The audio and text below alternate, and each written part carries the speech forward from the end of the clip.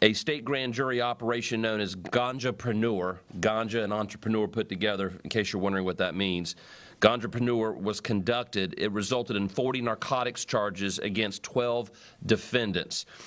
What's interesting is this was a months-long coordinated operation involving the state grand jury, the Attorney General's office, but most importantly, our lead state agencies, the State Law Enforcement Division, obviously also co-led by our federal partner, the Drug Enforcement Administration.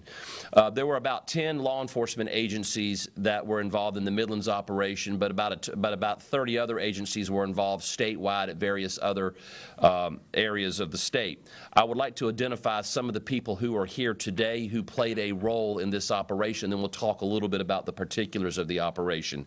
Again, these operations are local, state, and federal coordinated. That means there's a lot of moving parts going on in here.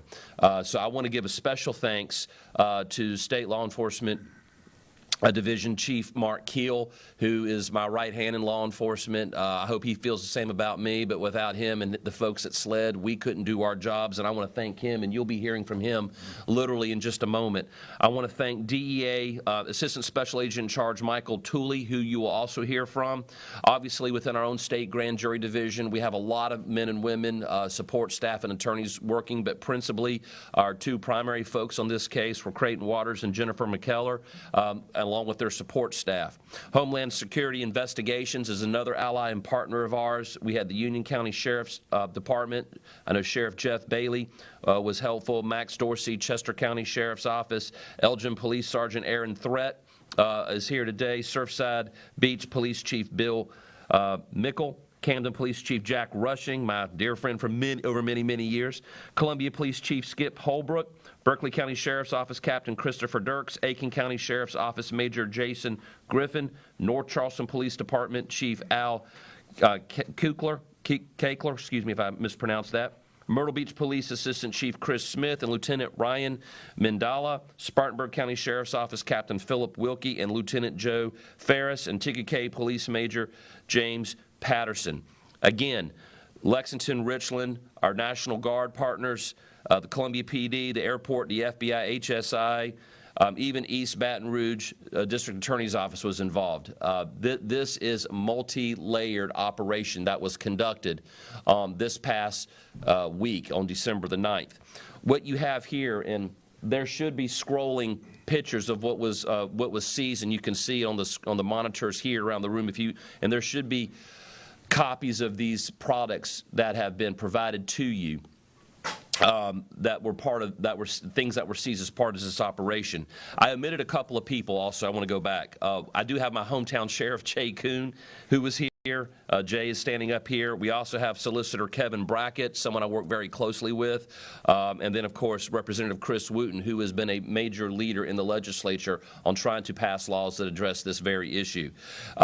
On December 9th, I told you we had 40 narcotics charges against 12 defendants. This operation involved the serving of search warrants on 6 residences, 6 warehouses, 2 storage units, 1 vape shop, principally here in Richland and Lexington County. We seized about 8 U-Hauls, which is the 26-foot-long U-Hauls, 8 U-Hauls worth of product totaling about 30,000 pounds. This is marijuana, pre-rolled marijuana, cigarettes, vapes, oils, dabs, serps, things of that nature.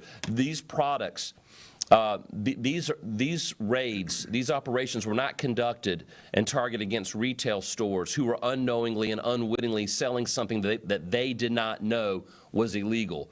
This operation targeted basically drug trafficking operations that were selling products that had been marketed with the express purpose of giving people the perception that these products are not only safe, but they are approved by the DEA. In fact, I think some of the packaging even says DEA approved.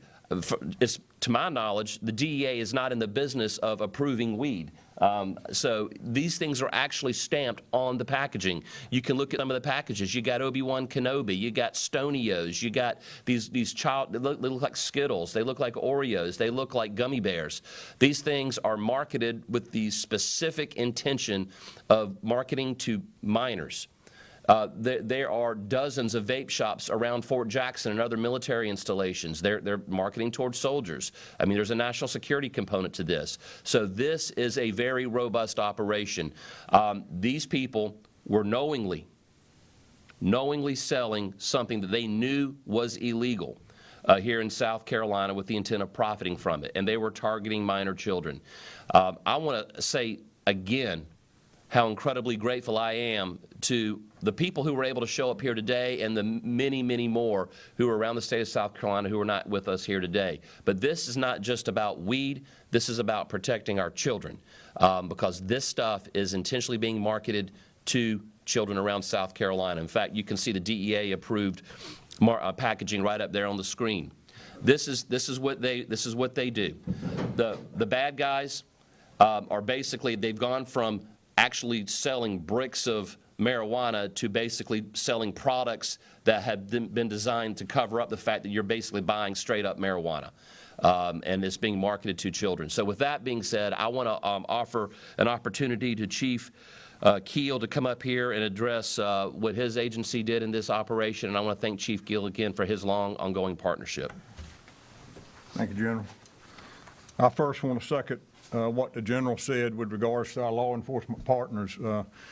None of what we do is ever successful without the help of our law enforcement partners. And we are very fortunate here in South Carolina that we have great relationships. We get together and we get things done, and that's what's happened in this case. I also want to thank the media for being here this morning to cover this important matter. I want to thank all the SLED agents and personnel, all the federal agents, deputies, local police officers who have worked for months to make this case. On Tuesday, December 9th, as the General has said, federal, state, and local law enforcement served 13 search warrants here in Richland, Lexington County, 6 on residents, 6 in warehouses.